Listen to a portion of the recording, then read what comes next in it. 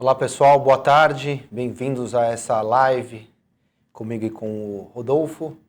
Estamos aqui para tentar endereçar algumas dúvidas de vocês e nos colocar à disposição nesse momento de crise. Tudo bem aí, Dorfão? Beleza, cara.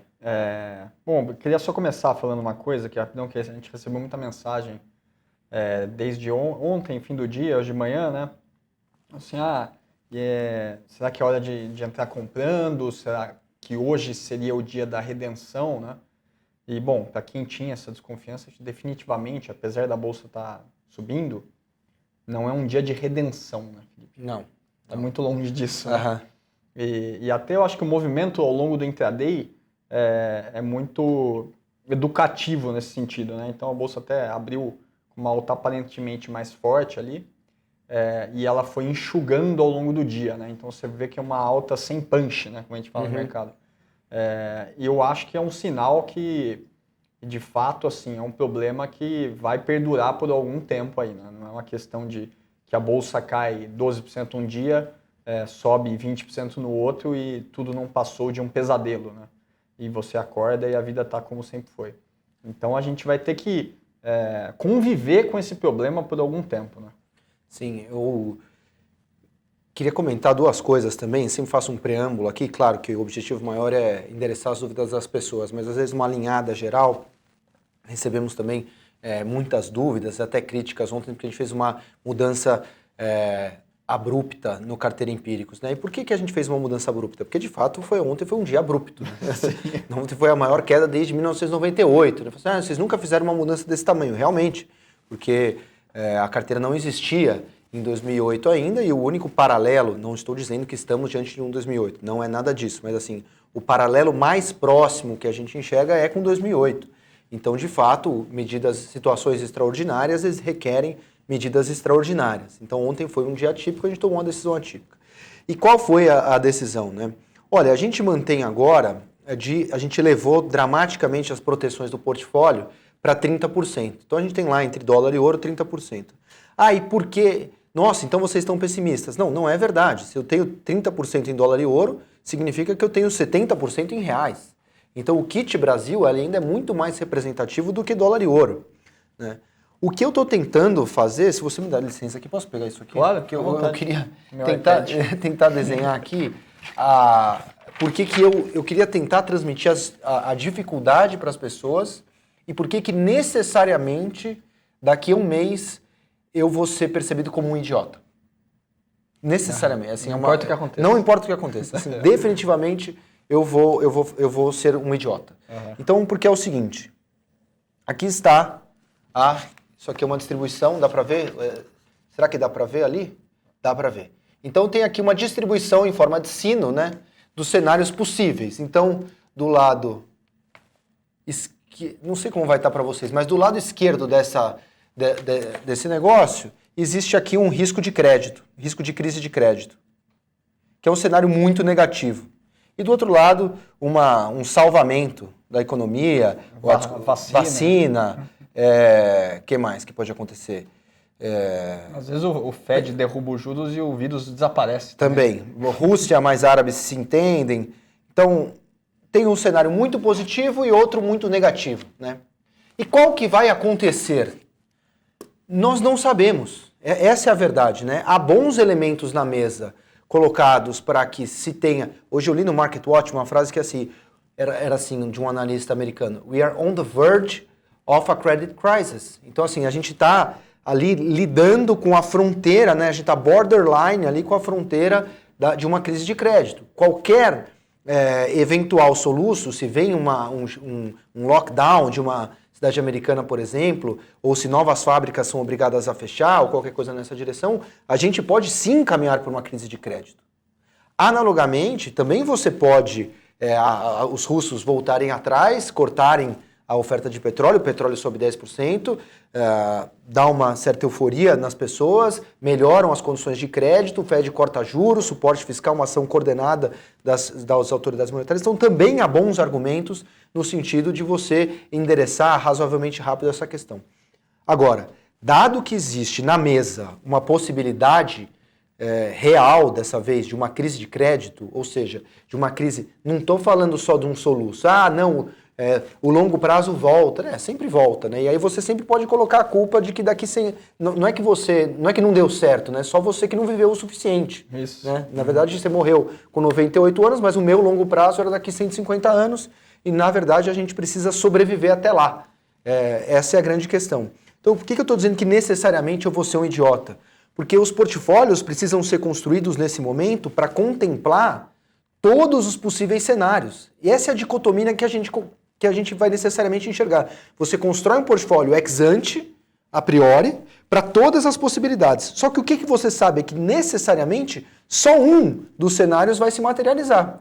Então, se materializar o cenário otimista, eu fui um idiota de ter aumentado as proteções.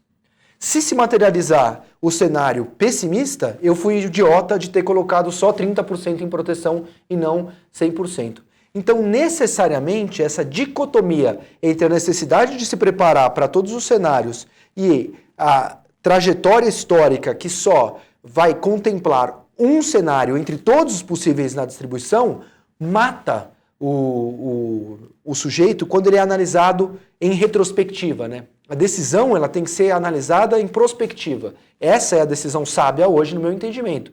É você, diante desse risco, que eu acho que até as chances maiores são de que as coisas melhorem, portanto a gente tem 2/3 ou até 70% comprados no Kit Brasil, mas a gente tem 30% de chance de uma coisa ruim também. Então a gente precisa ir para esse cenário. Então é com esse preâmbulo que eu tento de algum modo explicar o que a gente fez e por que necessariamente a função de um gestor, de um analista, é difícil, porque vão ser julgados por resultados, enquanto deveriam ser julgados a priori, né? Que eu queria tentar colocar todo mundo na mesma página. Deu para entender? Não, deu, ficou perfeito, só precisava ter deixado essa cauda um pouco mais gorda. Para dificultar ainda mais, ou seja, os cenários extremos serem mais problemáticos. Então, podemos começar com as dúvidas? Vamos lá.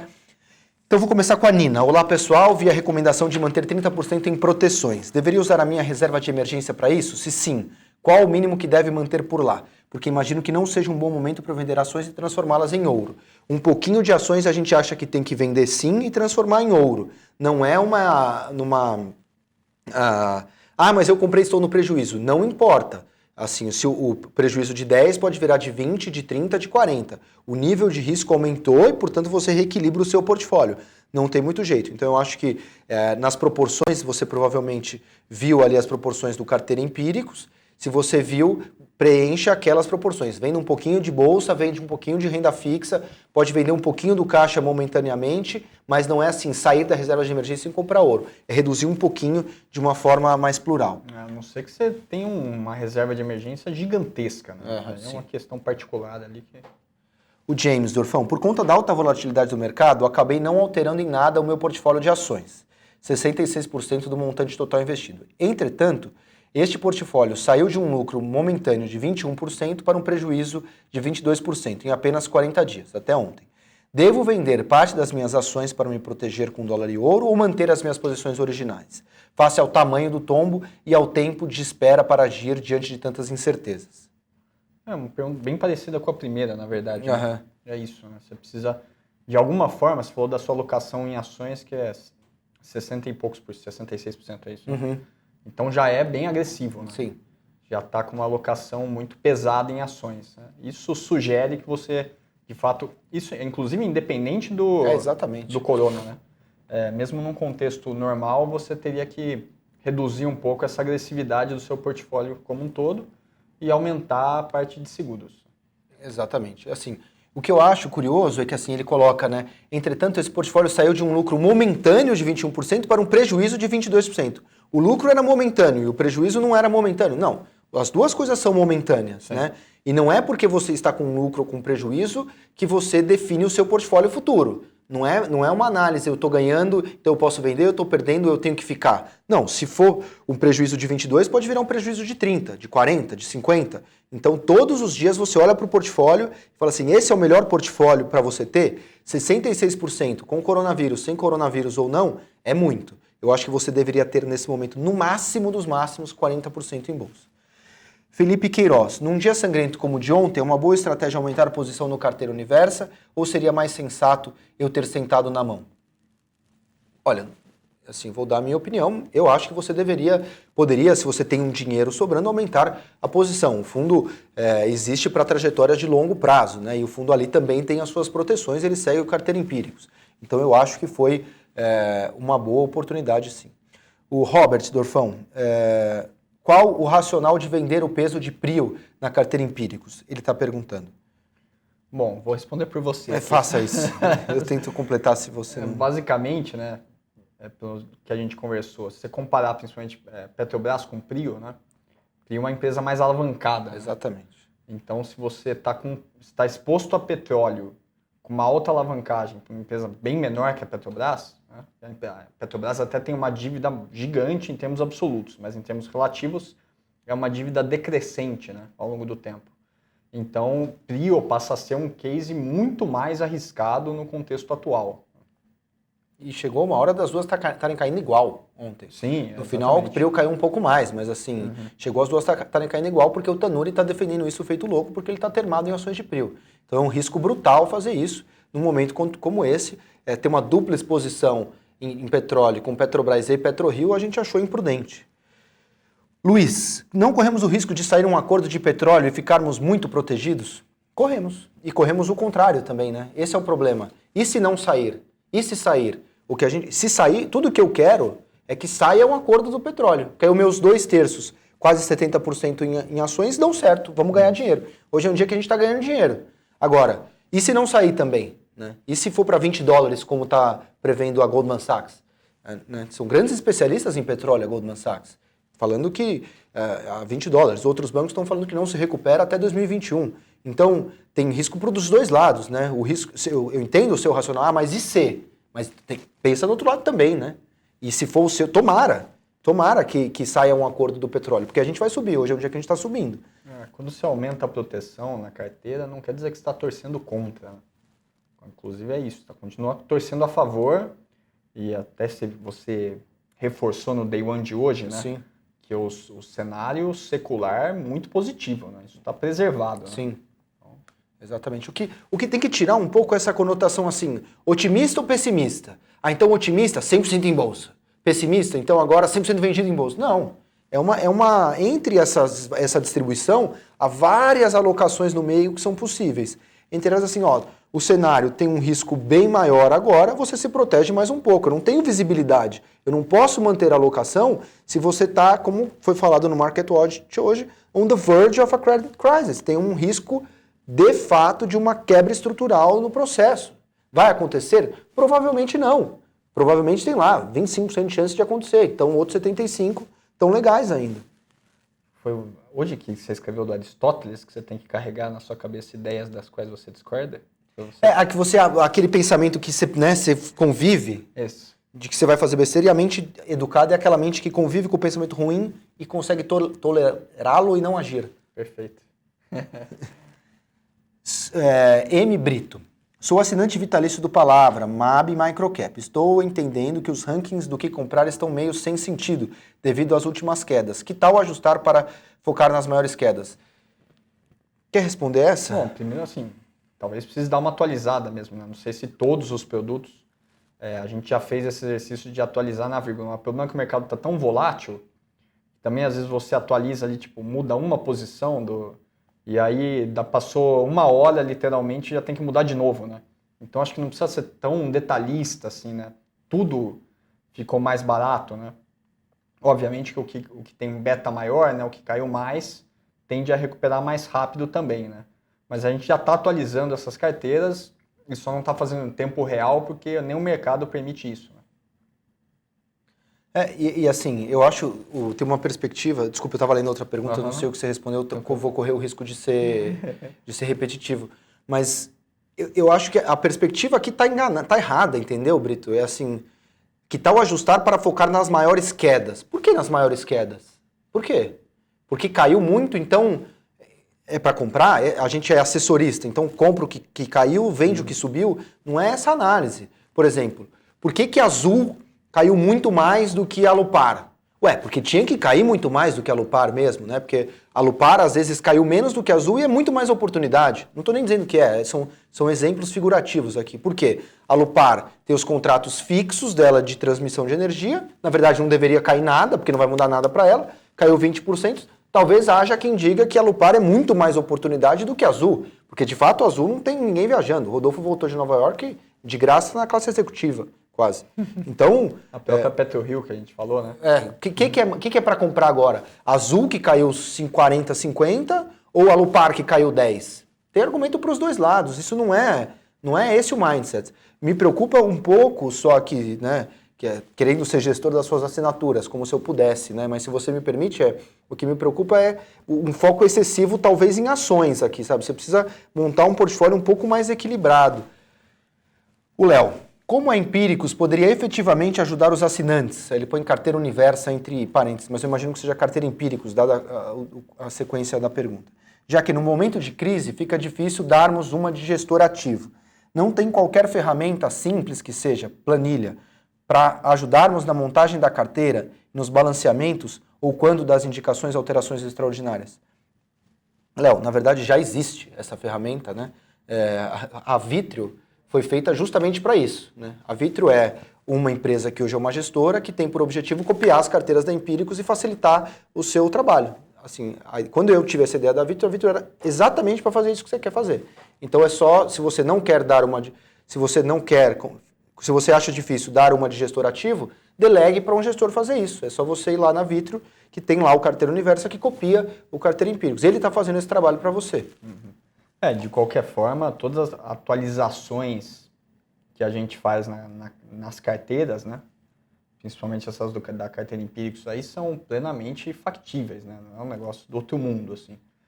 Você pode ter um pouquinho de trabalho ali no dia, mas, como o Felipe falou, como foi um dia abrupto, você tem que se esforçar de forma abrupta também no operacional ali, né. Mas não tem nada do outro mundo, do tipo, mexemos e não dá para acompanhar, né? Dá para fazer mesmo sem a Vitrio também. E assim, precisa muito... ontem foi muito difícil mexer. Pô, mas ontem foi um dia muito difícil mesmo. Tem que ter o caráter de o quanto foi atípico e extraordinário ontem. Ontem, pessoal, foi maior. Não teve sequer em 2008 uma queda como a gente teve ontem, né? Então, assim, desde 1998 a gente não tinha uma queda como ontem. Então é bastante tempo. Fibonacci doidão. Embora ele tenha feito uma pergunta bastante coerente. Boa tarde. Por favor, falem sobre os riscos de recessão global, de onde viriam na visão de vocês. Abraço. Parece que não tem nem risco mais de recessão global. Já estamos grávidos de uma recessão, né? Sim. É o que tudo indica. Bom, a maior porrada até o momento foi China, né? E a China irradia muito, porque corrente de comércio é mega relevante lá, tanto exportação quanto importação. Então ela por si só já é capaz de carregar essa recessão. O Japão já está em recessão, né? A Europa está em recessão faz 10 anos. Sim. Ou seja, está no limiar ali, né? Qualquer coisinha, igual a empresa quando tem margem baixa, né? Qualquer coisinha já fica no negativo, né? Então, assim, agora quem que é o fator decisório ali na balança são os Estados Unidos, né? Então, as últimas leituras do payroll lá, que é o principal indicador de emprego, ainda vieram fortes, né? O Trump ainda está comemorando, olhando para o retrovisor, tá? Mas os Estados Unidos não é uma ilha, né? Embora seja muito self-driven, mas não é uma ilha. Então, assim, não surpreenderia ninguém que a gente tivesse uma recessão em todos os principais países desenvolvidos nesse ano, né? Mas pelo menos até o momento não é uma recessão tão profunda e tão longeva, tá? Isso pode mudar, como o Felipe falou, se tiver uma crise de crédito, aí é um fator que gera um efeito em cadeia e pode piorar bastante a situação, né? Se tiver um lockdown dos Estados Unidos e de outros países da Europa, pode atrapalhar muito a situação também. E na prática, assim, por mais que o Fed corte os juros, né, até brinquei lá no começo, que tem esse contexto de como que você resolve um plano de saúde com economia? Não é por aí, né? Nada é mais importante do que o lockdown, né? Que é fechar. É o que a China fez, é o que a Coreia do Sul fez e a Itália está fazendo agora, né? Então, por mais que o Fed corte, por mais que tenha esse pacote do Trump, né, que nem animou muitos mercados, não é isso que vai resolver a questão, tá? Não é uma solução estritamente econômica, né? Então é meio por aí. Eu concordo. Assim, acho que várias possibilidades são fontes de risco de recessão global e é por isso que a gente precisa elevar um pouquinho as barreiras no nosso entendimento. Eu acho o seguinte, primeiro você tem o supply chain global, hoje o seu carro tem partes do seu carro que são de várias frentes, né? Vários países, várias nações ali, você só monta o carro. Então imagina, com o supply chain integrado, se você tem um lockdown num país e as fábricas de um país param, as pessoas estão em quarentena, ninguém pode sair, de repente você pode parar várias cadeias produtivas em torno do mundo. Então tem essa questão do coronavírus, que se a Itália for proxy para outras, né, a Itália não se preparou, a Itália poderia ter feito coisas melhores e tal, mas se acontecer na Itália, ou se acontecer em outros países o que foi perto do que aconteceu na Itália, você pode ter essas interrupções. Imagina se você acorda com uma notícia, por exemplo, de que Los Angeles teve um lockdown, né? Imagina o efeito que isso teria. No Brasil mesmo, você vai começar a conviver com pessoas que vão ter coronavírus, você vai conhecer um amigo seu que foi e tal. Qual o efeito nas escolas, né? Imagina, o fechamento de escolas no Brasil, é possível que isso aconteça. Depois, desde sexta-feira começou uma pressão no mercado de crédito americano. E se de repente alguém quebra? E aí quem emprestou para esse cara que quebrou? A cadeia toda do shale americano. Não é só uma questão de liquidez, é uma questão de solvência. Se o petróleo ficar por bastante tempo abaixo de $40, mata a cadeia de shale gas inteira americana. E aí, quem emprestou para esses caras? Tem algum banco envolvido? Não tem? Como é que fica? Então, acho que são várias, essa volatilidade toda de moedas de mercados emergentes. Algum fundo vai cair nessa? Não vai cair nessa? Olha a movimentação que está tendo em alguns fundos aqui dentro. Então, as variações. Então, são várias fontes, não acho que vai acontecer, mas também não quero ser poliana, não é uma questão só no longo prazo passa e tal. Longo prazo, assim, a Bolsa Brasileira passou de 2008 a 2015 de lado, né, ou caindo. Então, o volta no longo prazo, essa ideia do buy on the dip necessariamente, não é necessariamente sempre que a técnica correta, né? O momento é de seriedade. Não quer dizer que o bull market estrutural esteja abalado, mas o momento é de seriedade. É isso que a gente tem. O buy in the dip está sempre correto, mas ninguém nunca sabe qual é o dip. É isso. A posteriori, ele é, por construção, correto, né? Sim. Bruno Pelanda, o que vocês acham do Ferri? Ele cantou a bola da queda e parece ter feito muito dinheiro. Putz, não conheço o Ferri, mas cantar da bola não me parece uma boa sinalização. Eu acho que assim, você fala várias coisas na internet, né? E das várias coisas que você fala na internet, algumas delas vão ser verdadeiras, né?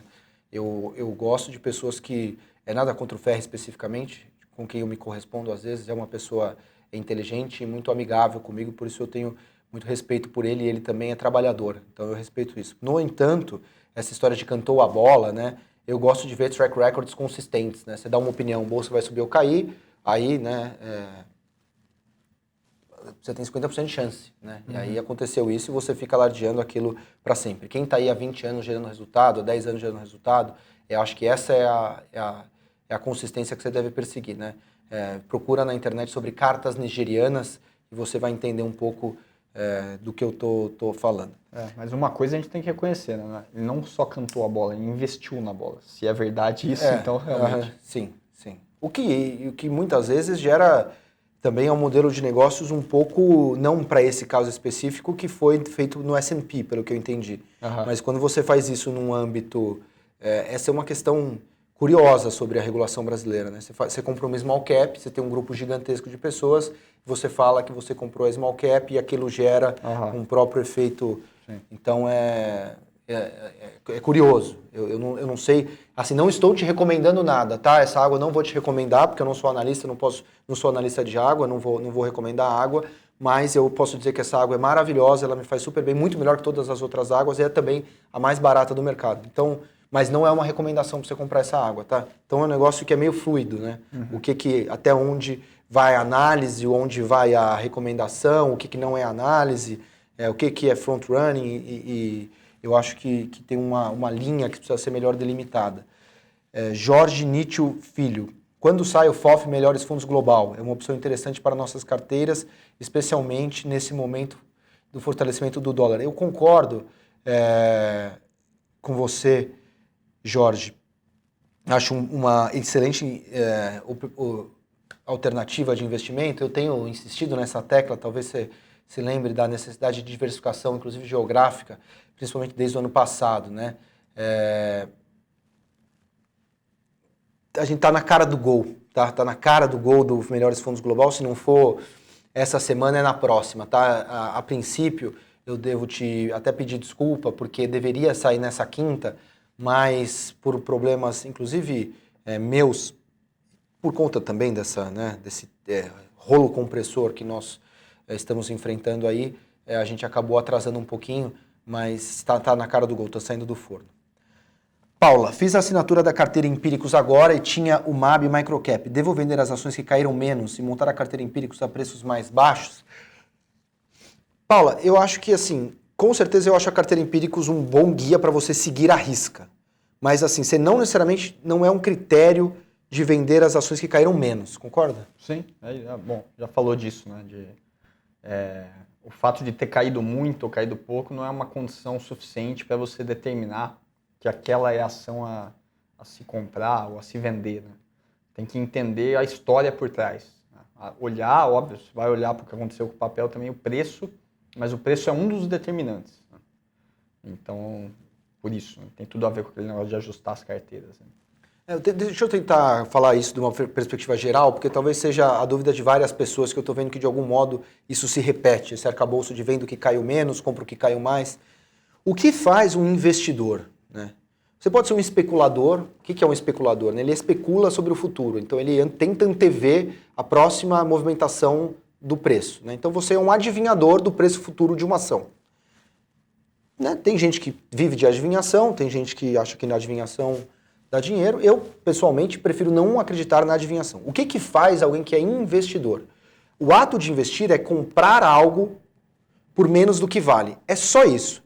Então é uma eterna comparação entre o que vale, o valor intrínseco, quanto é o valor de fato da Petrobras, por quanto deveria valer a Petrobras, igual o seu carro, quanto vale o seu carro e quanto eu poderia fazer de oferta para o seu carro. A diferença entre preço e valor. Quanto vale de fato esse computador e quanto o Rodolfo pagaria por ele nesse momento. Essa é a diferença. Valor intrínseco contra preço, a cotação de bolsa. A comparação é sempre preço contra valor intrínseco. O que eu estou dizendo com Azul e Alupar? Azul, o valor intrínseco de Azul caiu. Só que o que aconteceu com o preço de Azul? Desabou. E Alupar, o que aconteceu? O valor intrínseco quase não caiu, porque os contratos de transmissão estão lá, mas o preço caiu um pouco. Obviamente, bem menos do que Azul. O que você compra? O que caiu mais ou o que caiu menos? Depende. Você compara o preço com o valor intrínseco. É sempre essa comparação. Preço, valor intrínseco. Preço, valor intrínseco. Essa é a grande arbitragem que um investidor faz. César Onofre. Para quem não tem mais nada de caixa, qual a melhor opção agora que temos uma pequena subida na bolsa? Vender algo mesmo com perda pequena e comprar melhores papéis ou ficar sem fazer nada? E o problema está, não tem nada a ver com o coronavírus, não tem nada a ver com o mercado, o problema está em não ter nada de caixa. Esse é um contexto que você nunca quer ter na sua vida. Você sempre precisa ter algum pedaço do seu portfólio em caixa, né? Que é o que a gente chama de colchão de liquidez ou de reserva de emergência. Né? Então, se é hoje é o dia para ter isso, né? Que seja, não sei, mas você precisa ter essa reserva de emergência. Eu acho que é exatamente isso. Assim, não importa muito. O que você tem que se voltar sempre assim, o tanto que eu tenho de bolsa é adequado para o meu horizonte, para o meu nível de risco e para o cenário que se coloca, independente da perspectiva que você tem para a bolsa, entendeu? Se você tem 70% de bolsa, por mais otimista que você seja, é muito. Então precisa que as coisas estejam bem calibradas. O seu problema aqui não é vender com pequena perda ou não fazer nada. O seu problema é que você precisa ajustar a sua carteira para ter um pouco de caixa. Essa é a decisão. Sim. Volte sempre a essa alocação entre classes, é isso que manda. Por isso que a gente insiste tanto no carteira e no PRP, que é a alocação entre classes que vai determinar o comportamento no longo prazo. Malaquias, o Rodolfo parece tranquilo. Eu estou razoavelmente tranquilo. Isso significa que devo mudar do carteira para o PRP? Eu vou dar uma solução para o Malaquias. Primeiro assim, o Rodolfo está sempre tranquilo, é a questão de personalidade. E quanto a minha personalidade não é propriamente tranquila, eu ao contrário, eu sou preocupado sempre. Então são as duas personalidades que você vai ver, um de ansioso e preocupado contra o outro sereno e tranquilo. Para resolver a sua dúvida, a gente fez hoje, até para a gente estamos juntos aqui, né, e para tentar dar o maior conforto para vocês para atravessar esses mares revoltos, agitados e tal, para resolver essa questão. Eu vou deixar o Rodolfo falar um pouco do PRP e depois eu vou falar do carteira, mas a gente está fazendo uma promoção aqui especial para quem está aqui na live, que é para você assinar o carteira ou o PRP, ou seja, se você já é assinante do carteira, você pode assinar o PRP por um preço super descontado, está aparecendo aí para vocês agora. Ao mesmo tempo, se você é assinante do PRP, você pode ser assinante do carteira. E se você não é assinante de nenhum dos dois, você pode escolher também ou assinar os dois, por esse preço super promocional, ou assinar um dos dois. Se você puder explicar um pouco, Dorfão, o que é o PRP, e aí depois a gente fala o que é a diferença para o carteira. Bom, basicamente assim, o PRP também é a visão de portfólio, né, multi-ativos, várias classes, ali uma conversando com a outra. E ele busca um carregamento a muito longo prazo, então você tem que olhar para o PRP se você quiser investir idealmente 10 anos ou mais e minimizando qualquer tipo de movimento, né? Então a gente não vai ficar brigando com o CDI toda semana, todo mês, né? A gente quer brigar com o CDI nessa janela de 10 anos, né? Então você acaba tendo mais graus de liberdade e, por outro lado, tem um fardo emocional e até financeiro de custo de oportunidade muito maior, né? Então essa é a ideia. Aí, como exemplo, né, agora teve esse estresse e tal, e o Carteira Empíricos aumentou as proteções, né? O PRP, bom, primeiro que já tinha proteção, né, também, tem uma boa parte da carteira que estava bem mais coxinha, né?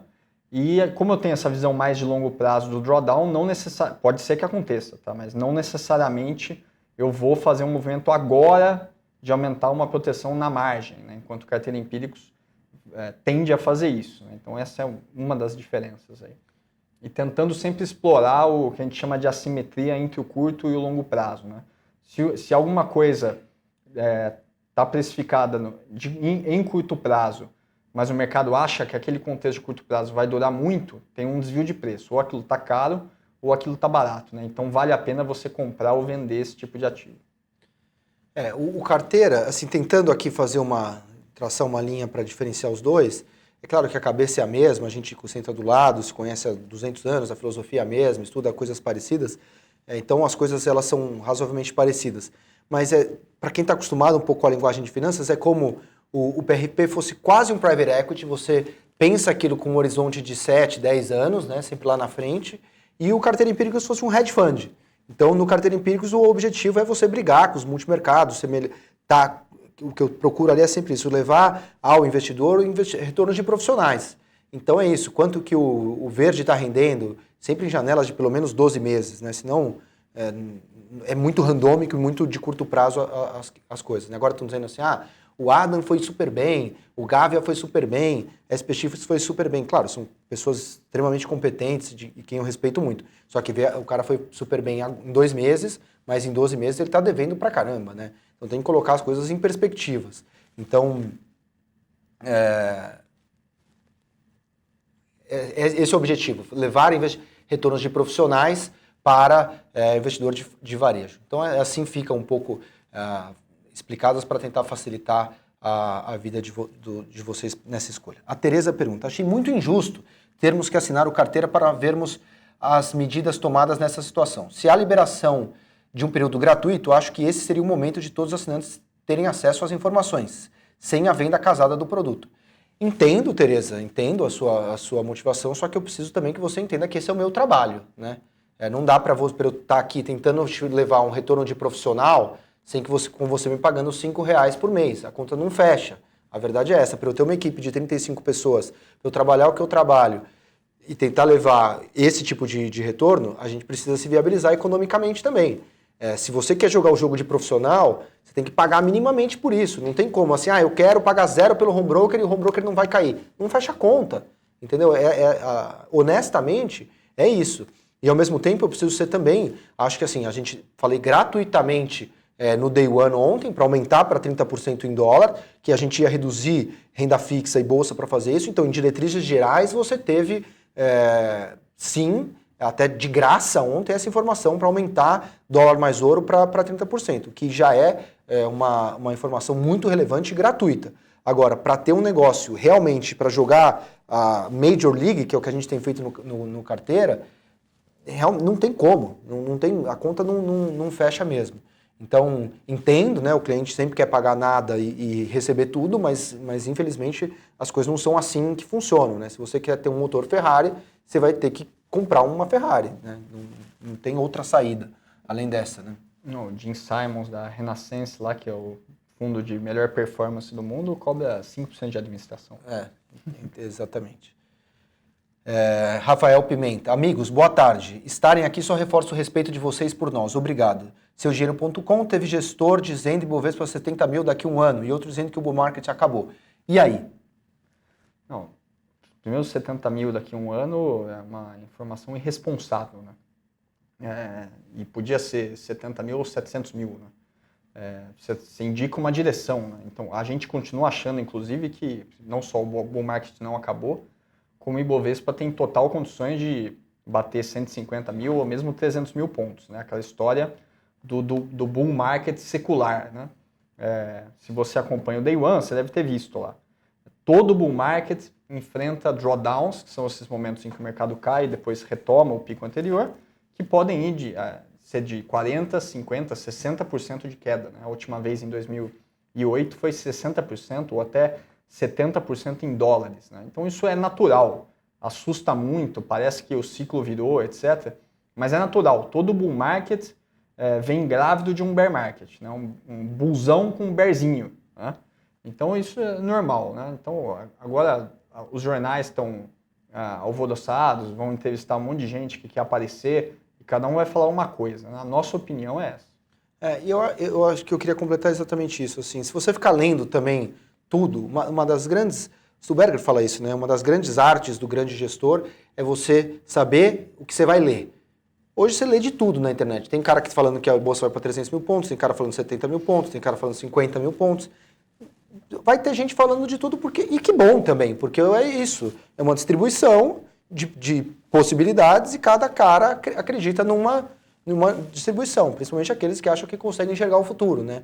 O que eu estou tentando dizer para você assim, eu não consigo enxergar o futuro, então eu preciso me preparar meio para tudo, dado que está bem nebuloso. Então, cuidado, assim, eu li esse que fala tal coisa, o outro diz tal coisa. Puta, vai ter opinião de tudo mesmo. É um pouco de o que você vai ler, e se você vai ler muita coisa, tentar ver o que tem mais afinidade com você, com qual argumentação você concorda. Porque, de fato, há, nesse momento, argumentos para os dois lados, pelo menos circunstancialmente. E outra coisa, é um pouco de cuidado com a imprensa, nesse sentido. Porque é o seguinte, o repórter está fazendo uma matéria, então chega o editor dele e fala assim, ó, Rodolfo, você precisa escrever essa matéria sobre bolsa, com opiniões do gestor, e você tem até amanhã, meio-dia, para me entregar. O que o Rodolfo faz? Ele liga para o Stuberger, né? Primeiro, quero ouvir o Stuberger na minha matéria. O que o Stuberger faz amanhã? Até amanhã? Nenhuma chance de eu falar. Né? Tchau.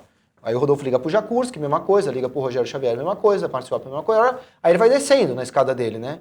Com quem que ele possivelmente vai conseguir falar? Com os gestores que estão sempre prontos a falar, que são normalmente aqueles que precisam aparecer, que são normalmente os gestores medianos ou piores do que medianos. Então sai na imprensa, liga para o Soros agora e pergunta, pede para ele amanhã, fala para ele, Soros, eu vou publicar amanhã uma entrevista, eu preciso da sua opinião nela. Ou liga para o Buffett, liga para o Ray Dalio. Você não vai conseguir falar. Então, aí sai a matéria na capa da Infomoney. Gestores acham que Ibovespa pode cair. Não são gestores. Na semana passada saiu na Infomoney que os gestores estavam diminuindo o risco. Aí na sexta o Stuberger falou para a Veja que estava comprando. Então tem que tomar um pouco de cuidado com assim, o viés de seleção da imprensa, que normalmente seleciona caras que não são o real smart money, é o almost smart money. E aí pode funcionar como um mapa errado. Sim, perfeito. A Nina, o que podemos considerar como médio e longo prazo no mundo dos investimentos? Médio prazo... 3 anos, longo prazo, 10 anos. Minha visão, assim, de 6 meses a 1 ano ainda é curto prazo, 1 ano a 3 anos, médio prazo, 3 anos para frente já dá para pensar assim, puta, o que eu digo isso assim? Ó, já dá para você pensar num uma tese de investimento, ela meio se faz a partir dos 3 anos, 5 anos, vai de 3 a 5 anos, ainda poderia ser médio, tem uma discussão ali 3 a 5, depois de 5 anos já dá para levar como longo prazo. Já tem o fundo da Vitro, 50-50, não entendi o que é 50 e o outro 50, mas queria muito aprender a gerir eficazmente a minha carteira em momentos assim, como atualização de ontem, não consigo implementar 100%. Poderia nos ajudar? Estamos tentando. Assim, é o que a gente faz todo dia, Léo. A gente tenta te ajudar. Mas assim, ontem achei que ficou bem claro que era para vender as posições e o que era para comprar. Acho que a gente tentou ser bem didático ali. Se você ainda assim está com dificuldade, mesmo a gente fazendo os plantões e tal, aí, talvez seja o caso de delegar 100% mesmo. Talvez não seja muito a sua. É uma questão de perfil, entendeu? Eu acho que a Vitro é uma opção. Então, se você quiser, você vai. Se você quiser montar sozinho, você monta. E assim, também, Léo, ontem foi um dia bem atípico, né? Ontem foi um dia bem atípico. Acho que provavelmente nos outros dias você conseguiu montar. Ontem, especificamente, esbarrou um pouco, porque, de fato, a gente viu que o cenário entrou em cena um risco de cauda. Ou seja, um risco de um cenário bem negativo. E risco de cauda, por definição, tem baixa probabilidade, portanto, acontece raras vezes. Então, não sei se necessariamente você não consegue implementar. Acho que foi ontem que você talvez não tenha conseguido implementar. Aí você escorregou alguma coisa para hoje, escorregou alguma coisa para amanhã, também não tem grande problema. Hoje a gente estaria meio zerado, tá? Com hoje. A gente falou para vender na abertura de ontem, caindo 9, fechou em queda de 12,24, então está subindo 2,5 agora, talvez 3, então está meio... Se você seguiu na hora ali, você está mais ou menos nesses níveis de agora. Então você não está com um grande problema não, pode seguir agora para fazer. Normalmente não é também tão trading assim as coisas. Rodrigo, diante da iminente crise de crédito, cuidado, né? Não foi isso que a gente falou. Né? Como ficam os fundos de crédito privado? Qual a sua recomendação? Primeiro que é isso, né? Uma crise possível. Tá? Agora, fundos de crédito privado estruturalmente não é algo que a gente ama. Né? É isso. Por quê? Porque você vai ganhar um retorninho a mais por um riscão de cauda. Né? Então, eu não teria fundos de crédito privado, ponto. Tá? Independente de querer entrar na minúcia de qual fundo está exposto ao setor de petróleo, alguma coisa desse tipo. Né? Eu acho que não vale, o risco-retorno não vale a pena. João, boa tarde. Estou acumulando caixa para aumentar minha exposição a ativos globais. Este seria um bom momento? Eu não acho. Eu acho que pode cair mais ainda. Né? Essa percepção que eu tenho, e embora possa acontecer 1000 coisas, a gente falou de algumas delas ainda, mas a minha maior curiosidade no momento é enxergar o que vai acontecer com o mercado quando os Estados Unidos tiverem 3.000 casos de coronavírus, né? O que seria perfeitamente plausível. E, assim, o que eu acho que talvez esteja errado nessa pergunta, na verdade, esse seria um bom momento, né? Porque isso me sugere uma espécie de timing in the market. Quando que você vai acertar? Não, vou esperar uma semana, porque daí vai cair mais 5%, aí eu compro. Eu volto de novo sempre à alocação, sabe? Como está a sua alocação? Se você não tem nada de ativos globais, você deve comprar, eu acho. Sim. Não porque eu acho que vai subir ou porque eu acho que vai cair, porque isso, na verdade, ninguém sabe, entendeu? Essa é a real. Mas, no longo prazo, ter um pouco de ativos globais no seu portfólio, vale muito a pena. Então, se você não tem nada, compra. Se você já tem bastante, vende. Então, depende mais de quanto você tem na sua pizza do que propriamente das perspectivas particulares para aquela classe de ativos. Nesse caso, não seria colocar 100% do dinheiro para aproveitar a oportunidade, um pedacinho. Exatamente. Aos poucos, né? E sempre isso. Fibonacci doidão. Estou 100% alocado em bolsa. Agora eu entendi o nome dele. E ontem não me senti mal com o ocorrido. Agora, com certeza, entendi. É normal isso ou deveria me preocupar mais? Normal. Perfeitamente normal. Próxima pergunta. Eu acho que, na verdade, você não deveria ficar 100% alocado em bolsa, em nada, além de tudo, né? O que vai gerar... A diversificação é o último almoço grátis disponível. Né? Nas palavras do Harry Markowitz, ou nas palavras do Ray Dalio, a diversificação é o santo graal dos investimentos. Procura aí, você não acredita em mim, nem no Rodolfo, acredita no Ray Dalio, que é o maior gestor do mundo. Procura aí, Ray Dalio, Holy Grail Investments. Aí você vai ver lá que a diversificação ela te ajuda no longo prazo. Né? Então, é isso que eu acho que você deveria fazer. Então, você vai ter que falar bolsa, dólar, fundo imobiliário, ouro, ativos globais, renda fixa, imóveis. Então, depois que você compõe esse negócio aqui, previdência, aí beleza, aí você não precisa se preocupar mais. Agora, 100% em bolsa, de novo, a bolsa brasileira passou de 2008 a 2015 parada ou caindo. Só como O longo prazo pode demorar para chegar.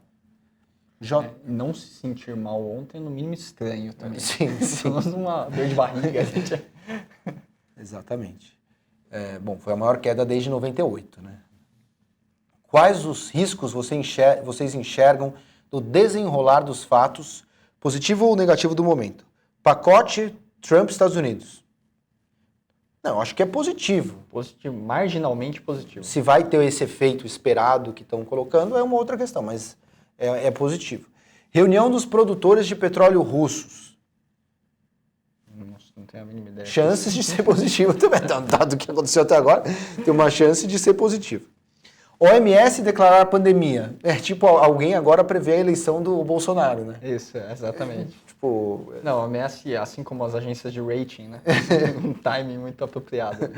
Então, acho que assim, já é pandemia, né? Acho que agora não há muito dúvida em relação a isso. Esses 30% sugeridos em dólar podem ser via S&P e fundos globais ou você recomenda fundos de ouro e dólar mesmo? Quer responder? O S&P não é legal, né? Você está carregando outro tipo de risco, né? Aí você tá bull, né? Tá bull nos Estados Unidos e tal, mas o fato de estar bull em dólar não quer dizer que é uma proteção, né? Então você tem que estar num dólar ouro puro, né? Sem exposição a risco. Você tá com... O que é a Bolsa Americana, né? Você está em dólar, ok, isso é um seguro, mas você está em ações, que é um ativo de risco. Então, o quanto a Bolsa, num cenário de estresse, você vai provavelmente ver o dólar subindo e a Bolsa Americana caindo. E provavelmente a elasticidade da Bolsa a um choque negativo é maior do que a elasticidade do dólar. Ou seja, você vai num choque negativo, nesse caso, se você estiver em S&P, muito provavelmente você vai perder dinheiro. Então, quando eu falo dólar, eu prefiro estar em juro em dólar mesmo. Não é para ganhar dinheiro, nesse caso. É só com algum rendimento em dólar. Nesse caso, é sua proteção. É para ganhar com a valorização cambial e como hedge. Malaquias. E vale o mesmo para o ouro, evidentemente. Por que o título de juro longo não valoriza, mesmo depois do corte para 4,25 e a sinalização de cortes adicionais? Bom, juro longo carrega muito risco com ele, né? Ele segue intimamente aquilo que a gente chama do CDS, né? O termômetro de risco de um dado mercado, né? Então, no Brasil, o risco Brasil aumentou muito nesses tempos. O dólar também aumentou, o que acaba respingando sobre, como prêmio de risco cambial. O Felipe é um grande expert nisso. Sobre o juro longo. Então, você não compra juro longo como um seguro. Você compra um juro longo para tomar risco através da renda fixa. O que é o juro longo, né? Você está emprestando para um mercado emergente para longo prazo. Então, você está emprestando dinheiro para um país problemático para longo prazo. O nível de risco sobre mercados emergentes subiu, você exige mais juro para emprestar para esses caras a longo prazo. Então, e petróleo em queda é muito ruim para mercados emergentes. Commodities em queda em geral são ruins para mercados emergentes. O Flávio, boa tarde, meus amigos. Sinceramente, queria mesmo era comprar algumas ações, tipo Petro, Via Varejo, Lopes, Goal, R-Log, BKBR, Azul, Hering, Magalu, Bepan. Estou com 30 mil para aplicar. Me ajudem, acho que vocês foda. Bom, primeiro 30 mil, se você for comprar todas essas ações aí, você vai ter que ir para o mercado fracionário, que não é algo que a gente indica, né? Se você já queria comprar essas ações e tem zero de bolsa, fique à vontade, né? A porta está aberta e o momento pode ser convidativo. Mas se você já está devidamente alocado em bolsa e deu uma coceirinha só porque o mercado caiu ontem, eu não compraria. Exatamente. Volta na pizza como tudo. Dessas aqui eu gosto de Petro, Via Varejo, Lopes eu não compraria, não. Não. Respeito o Max e a posição, mas eu prefiro, nesse momento ainda não precisa mexer com pouca liquidez. Goal eu compraria, R-Log eu compraria, BKBR não compraria, Azul compraria, Hering você compraria, Sim. Magalu compraria e Bepan eu compraria. Legal. Boa tarde, devo continuar no fundo Victor Exponencial ou o boom da ação da XP já foi? Obrigado. Olha, Barreto, a gente sugeriu no carteira reduzir 2/3 da posição. Então eu acho isso, se você comprou e reduziu 2/3 e tem uma beiradinha só, eu acho que você pode continuar. Mas a posição agora é bem pequenininha lá, é só uma beiradinha, porque a gente acha que eles vão muito preparados para o call e vão fazer um call muito otimista. Depois do resultado a gente pensa em sair, mas acho que tem upside para vir desse resultado. João, Olá, Small 11 sempre foi um call interessante pela diversificação e assimetria positiva. Algo muda com esse estresse de mercado? É uma pergunta difícil porque a gente zerou esse call no carteira ontem, então tem que qualificar um pouco. Se você me perguntasse assim, você acha que daqui 18 meses o Small 11 vai estar mais alto ou mais baixo do que o atual? Eu, com um razoável nível de convicção, diria que ele vai estar mais alto do que ele está agora. O que não significa que ele não possa cair mais 20 antes de chegar lá. Agora, o que a gente fez no carteira foi, a gente estava com 45% em bolsa, a gente só reduziu para 32%. Então foi só isso, foi só uma enxugada. A gente está super comprado em bolsa ainda. Mas assim, nesse momento de ficar tão grande, a gente não quer por conta desses riscos que a gente colocou. Agora, Small 11 para 18 meses, eu acho que é para comprar, sabendo que pode cair mais 20. Quer acrescentar? Não, inclusive, se não me engano, pelo menos até onde eu estava vendo ontem, o Small caiu basicamente a mesma coisa que BOVV, né? Sim. Então, aquela mesma lógica da Petrobras e a PetroRio não pode cair igual, né? Sim. O risco de Small é maior, né? Então, em termos relativos, também tem um problema. Sim. E, de novo, também abriu caindo 8 e fechou caindo 12, né? Então, se você saiu, foi adequado. João, por ser parceira dos Estados Unidos, vocês não acham que a Arábia Saudita deveria encerrar a guerra de preços logo, para não prejudicar os produtores americanos que operam com um custo alto? Primeiro que esse negócio de parceira dos Estados Unidos... Botando uma parceira. Um parceiro igual esse não precisa de inimigo, né?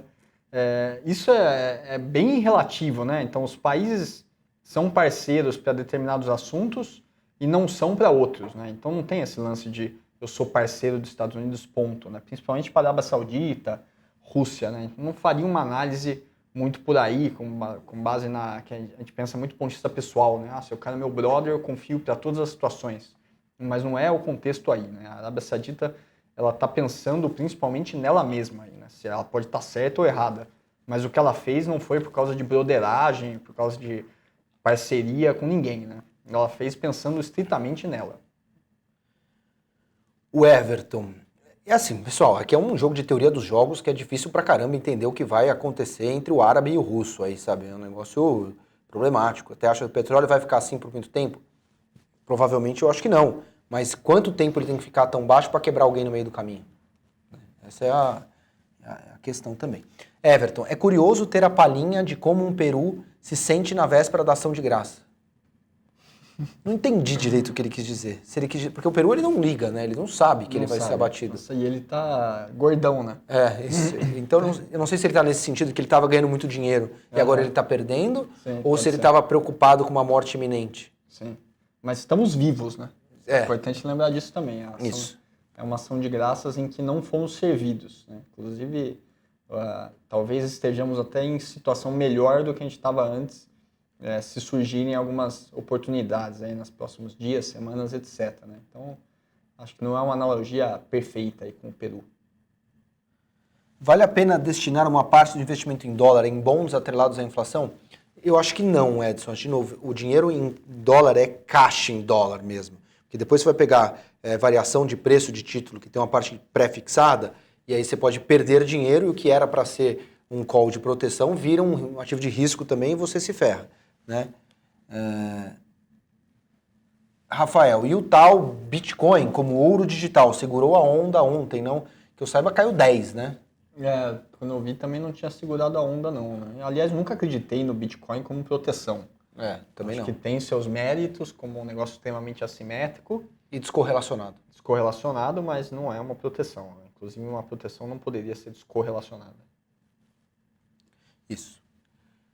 Quando peço resgate da cota de um fundo, exemplo, D60, o valor que vou receber é o da cota do dia 60? Provavelmente se você vai pegar o dinheiro, se ele é D60, ele fecha 60 e você recebe 1 ou 2 dias depois. Pergunto porque o gestor deverá escolher o melhor momento para vender uma posição e pagar o resgate. Normalmente ele vai vendendo aos poucos, né, para arcar com os resgates. Se ele deixar para o último dia, ele mesmo vai derrubar os preços daquele ativo que ele tem. Então ele vai vendendo para fazer caixa frente aos resgates. Mas é exatamente isso. E cuidado só com isso, porque o gestor deverá escolher o melhor momento. Ele tenta escolher o melhor momento, ele só vai descobrir o melhor momento depois, né? Então Cuidado com essa perspectiva de que o gestor sabe o melhor momento, o pior momento. Ele não sabe. Ele é um cara que faz o gestor. É um cara que vê coisas que deveriam valer isso e estão valendo aqui. Só que isso aqui vem assim, ó. Então ele não sabe exatamente qual é a melhor hora, ele tenta. Todos estão decidindo em ambientes de incerteza, todos estão decidindo hoje para amanhã acordar com uma capa da Bloomberg do tipo teve a vacina, não há mais problema, ou acordar com uma capa da Bloomberg lockdown em Los Angeles. E aí? Qual vai ser a capa da Bloomberg amanhã? Nós não sabemos, né? James. A disseminação do coronavírus e o impasse em relação ao petróleo afetaram os preços das ações e atividade econômica. Podem também influenciar no valor justo das ações e fundamentos das empresas?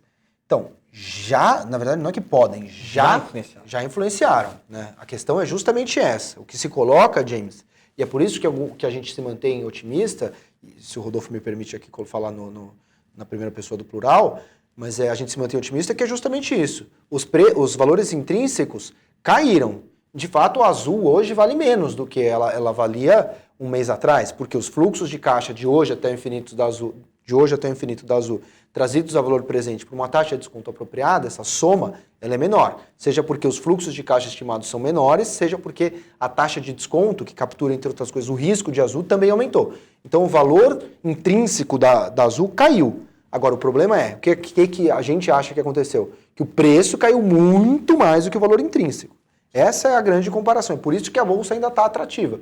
Porque a Bolsa brasileira, a economia brasileira ficou pior, os lucros das empresas ficaram pior, não tenho dúvida. Mas nessa proporção que caiu, não acho. Né? Aliás, assim, são raríssimos os casos em que você tem o preço caindo com o valor intrínseco subindo. Né? Isso é um mundo idealista. Né? Normalmente as decisões são muito mais difíceis. As duas coisas estão caindo a velocidades diferentes.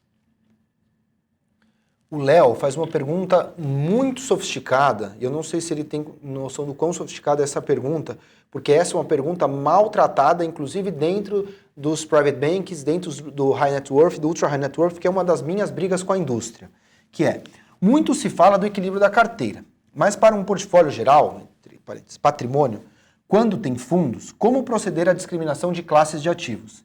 Tenho que detalhar cada fundo de investimento? Vou pegar essa e você pega a próxima, porque eu tenho implicância com essa questão. Porque assim, tem duas coisas que eu queria falar. Primeiro assim, muito se discute assim, um fundo de ações, né? E você vê agora assim, o fundo de ação se vangloriando porque ele está subindo nessa queda. Olha, se eu tenho um fundo de ação e ele está subindo nessa queda, eu vendo. Não é um mérito para mim. Porque o seu dinheiro que você pôs no fundo de ação, se você sabe o que você está fazendo, né? Você alocou num fundo de ação porque você queria exposição a ações. E por que você mandou em ações? Porque se você fez esse negócio direito, você tem 30%. Imagina que você fez a carteira empíricos, mas a parte de ações você fez via fundos. Então você já tem 30% em proteções. Aí vai o cara e faz a proteção para você também. Ou seja, o fundo de ação, para mim, ele tem que ter exposição em ações. Não vem com essa de comprar NTNB para mim, não vem com essa de comprar dólar para mim, de fazer trade na curva de juro, não vem comprar a opção de treasury americano. Desculpa, não é o seu mandato. Se fosse o seu mandato, eu iria para um hedge fund. Eu iria para você é um fundo de ação. Então tem esse problema. Quando você vai para o fundo de ação, eu acho que você deveria exigir do seu gestor que ele estivesse em ações. Pode cair mais quando a bolsa vai bem, cai menos quando a bolsa cai muito, sobe mais quando a bolsa sobe mais, beleza, mas estamos lá correlacionado com a bolsa de algum modo. Né?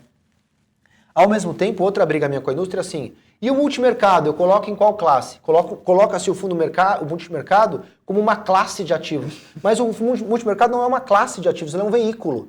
O multimercado, você dá o dinheiro para ele e você perde ele tem um leque de possibilidades aqui para ele investir. Então você perde visibilidade do seu patrimônio. Eu entendo a sua dificuldade aqui, porque é a dificuldade. A indústria manda assim, põe 40% da sua grana em fundo multimercado. Aí você põe 30% em ação e todos aqueles multimercados compram muita ação. Você está concentrado para caramba em ação e não sabe.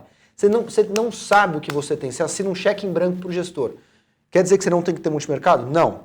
Topo ter multimercado. Mas para perder a visibilidade da minha carteira, eu perco a visibilidade de no máximo 20%, para pegar a superinteligência desses caras. Perder a visibilidade do meu portfólio em 40% da minha carteira, eu tô fora. Então essa é uma das minhas grandes brigas. Acho que com isso eu respondi, não diretamente a sua pergunta, mas eu passei minha visão. Agora para você, Dorfão. Boa tarde, Felipe Rodolfo. A curva de juros, principalmente no longo prazo, ficou bagunçada de vez com essa reviravolta de cisnes negros? Bagunçada, é o que a gente já falou, né? O juro longo, ele capta muito risco, né? Então, quando você tem um episódio de estresse, o preço cai, né? A taxa sobe. Então, não sei se é isso que te espantou, tá? Agora, tem uma outra bagunça adicional aí, que está na expectativa, né? Não tem a ver com o que aconteceu, mas com o que pode acontecer, que é, primeiro, da crise se agravar, e segundo, principalmente se o Fed optar por acho que o Fed vai se reunir agora dia 18 de março, né?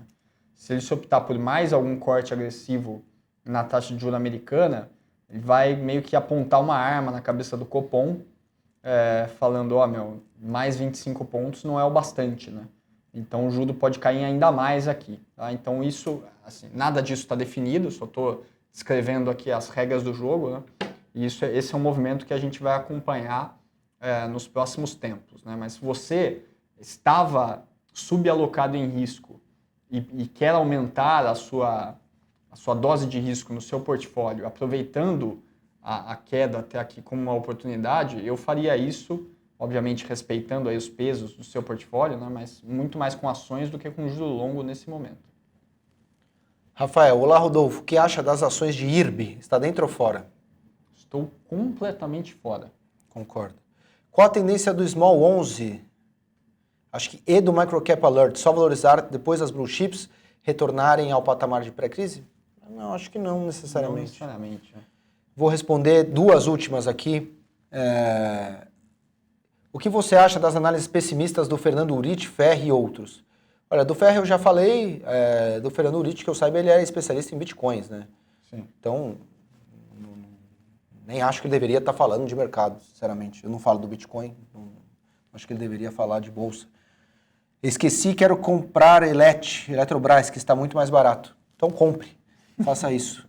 Então, e só sobre uma coisa, análises pessimistas, tem outras otimistas, né? A gente tem a nossa aqui, o nível de risco aumentou, mas a gente segue otimista, né? Tem que só atravessar essa barrigada que realmente aumentou.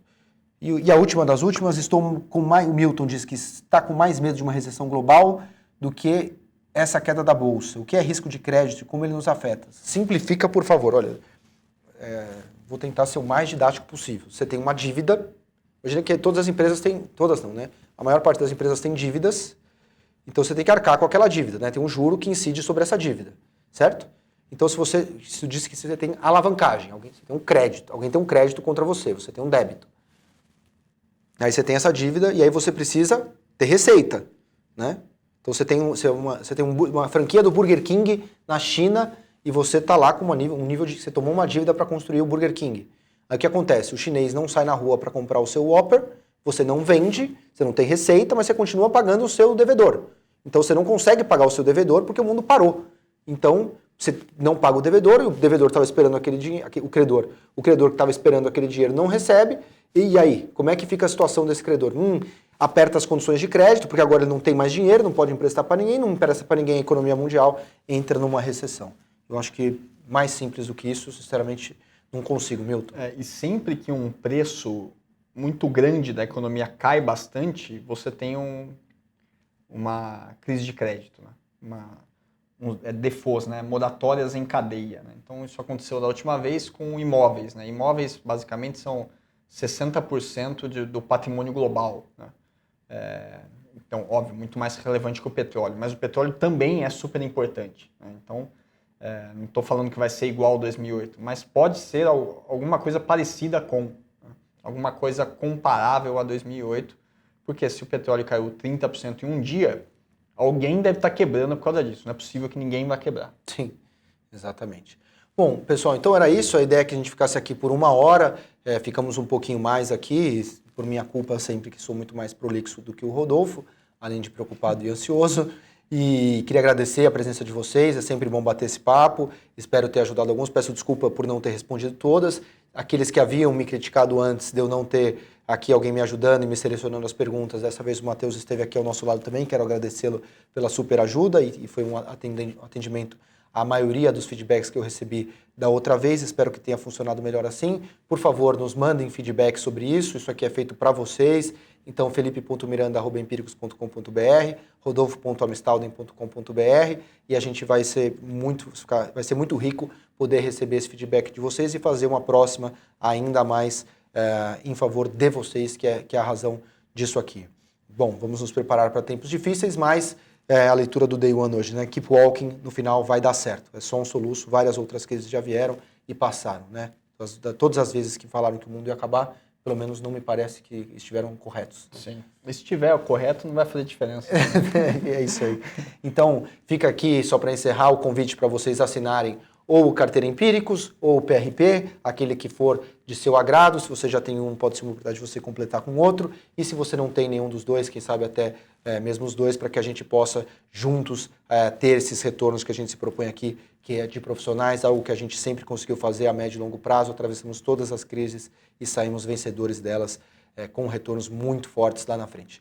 Um grande abraço, muito obrigado e obrigado também por estar aqui perto de você, Dorfão. Sempre um prazer. E só para concluir, quer dizer, a gente faz isso aqui para estimular a comunicação mesmo, né? No momento de estresse, nada é melhor do que trocar uma ideia, né? Porque tem gente que, quando a bolsa está subindo 100%, faz propaganda para todo lado e quando está caindo, vai se esconder na caverna, né? Obviamente não é o nosso espírito aqui, ao contrário, né? A gente quer se comunicar mais justamente no momento em que as coisas parecem ruins, parecem perturbadoras, porque é aí que você tem que conversar, trocar ideia e passar uma segurança, né?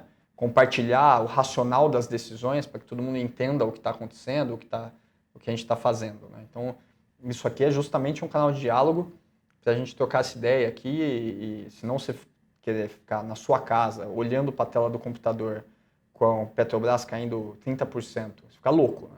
Então, fazendo em conjunto, cada um fica louquinho, mas todo mundo ainda guarda o grosso da serenidade. Valeu, pessoal. Com essa mensagem calma e serena, a gente pode partir para mais um dia amanhã, que hoje parece que deu uma aliviada e quem sabe a gente acorde com uma capa mais favorável da Bloomberg, não em favor da crise de crédito, mas em favor aí da vacina, de um eventual salvamento e de um acordo aí dos russos com os árabes. Um grande abraço.